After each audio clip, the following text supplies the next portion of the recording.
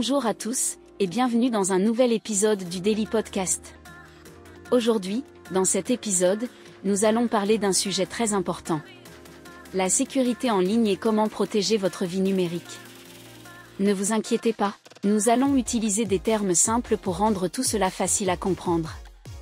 Commençons par les mots de passe. Vous savez, ces codes secrets pour accéder à vos comptes en ligne. Il est crucial d'avoir des mots de passe forts. Qu'est-ce qu'un mot de passe fort ? C'est un mélange de lettres majuscules et minuscules, de chiffres et de caractères spéciaux. Évitez d'utiliser des mots de passe simples comme votre date de naissance, c'est trop facile à deviner. Parlons maintenant des mises à jour. Vous savez, ces petites notifications qui apparaissent sur votre téléphone ou votre ordinateur. Ne les ignorez pas. Les mises à jour contiennent souvent des correctifs de sécurité importants pour protéger votre appareil contre les pirates. Un antivirus, c'est comme un gardien numérique pour votre ordinateur. Il analyse les fichiers pour s'assurer qu'ils sont sûrs. Assurez-vous d'en avoir un installé et qu'il est à jour. Le phishing, c'est quand des escrocs essaient de vous tromper en se faisant passer pour quelqu'un d'autre par email ou sur des sites web.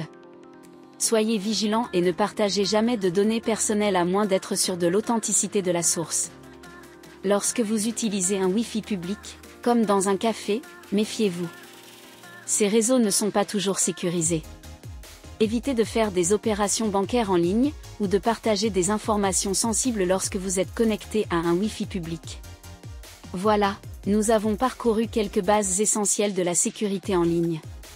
Souvenez-vous d'avoir des mots de passe forts, de faire régulièrement des mises à jour, d'utiliser un antivirus, d'être vigilant contre le phishing et de faire attention lorsque vous utilisez un Wi-Fi public. En suivant ces conseils simples, vous pouvez protéger votre vie numérique.